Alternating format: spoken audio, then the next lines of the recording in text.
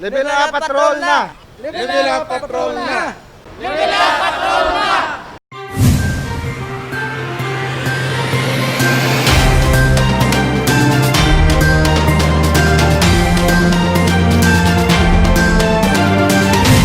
Pagbalik biyahe sa mga fast craft, halin Iloilo padulong sa Bacolod, vice versa ang may go signal na sa alkalde. Pareho nga yara sa general community quarantine ang duha ka mga highly urbanized cities, ang Iloilo kag Bacolod. Bangod sang pagsaka sang COVID-19 cases, temporaryo nga nauntat ang biyahe sa mga fast craft. Gimpahayag ni Mayor Jerry Treñas nga sarang na makabiyahe ang mga fast craft. May executive order na nga ginpapanaog ang alkalde kag mangin epektibo ini Oktubre 14 sini nga tuig. Ginpahibalo na ang Philippine Coast Guard kag lokal nga panguluhan sang Bacolod tuhoy diri. Sa tion magbalik ang biyahe, hindi mangin requirement ang RT-PCR test kag wala man sang iga-require nga travel authority. Bukas man ang biyahe para sa tanan. Para sa akon, may nakinanlan ng travel authority. So, nagsulat na ko gani para bisan even sa mga Manila, Iloilo, Manila, way nakinanlan travel authority kay siling ko. Duga-dugang lang na may additional ka layer of bureaucracy. Maluwas sa fast craft, panugutan man ang mga pasahero sa Roro. Sa subong padayon ng biyahe sang Roro apang para lang sa mga cargo. Gusto ko nga matamat naman naton allow ang travel between Iloilo kag Bacolod to Iloilo because we want to slowly revive the economy, no.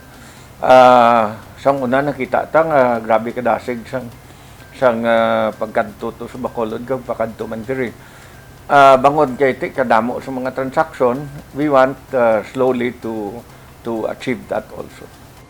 Samtang nakigsapol na ang alkalde sa mga fast craft operator angot sa pagbalik sa ila operasyon. Sa subong ginahulat na lang ang desisyon sa mga fast craft operator kung saan man sila magsugod sa pag-operate.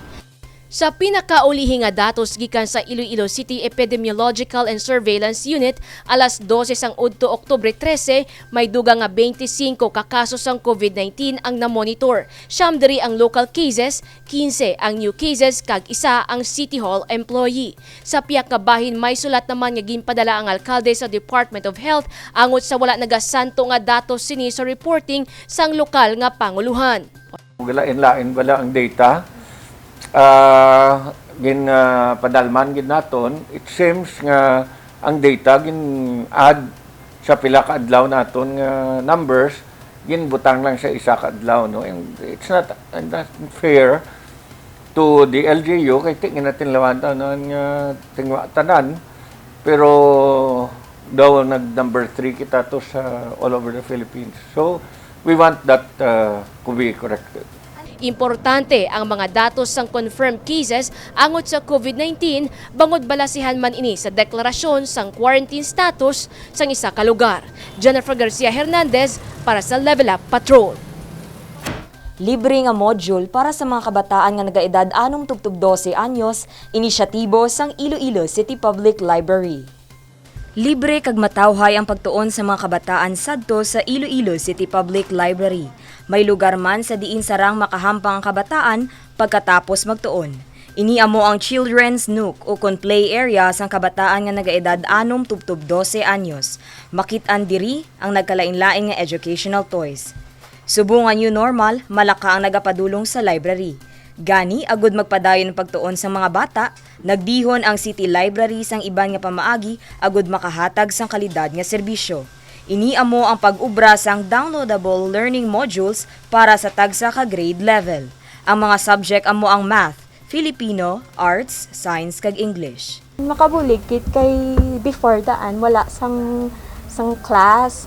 So ma-exercise gid ang ila bala nga knowledge balahaw before mag-start ang class mga at least ma-exercise ang ilang nga skills.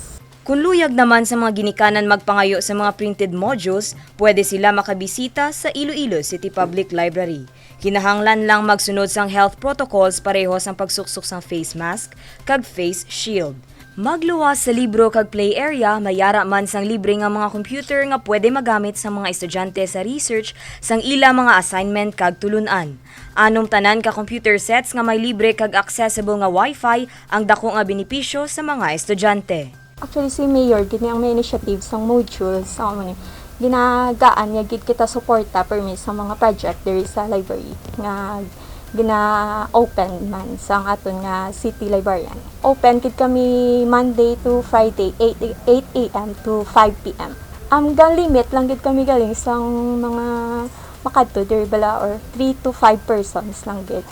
Mas nangin mahapos ang pagtuon sang kabataan sa bulig sang learning modules kag teknolohiya. Sarang man makitaan sa Facebook page sang Iloilo City Public Library ang printable worksheets. Dako nga pagpanghangkat sa mga ginikanan subong ang pagtatap sa pagtuon sang ilang mga kabataan. Mas ginpadali ang tanan bangod sa kooperasyon kag suporta sang Iloilo City Government. Dane Raffles para sa Level Up Patrol.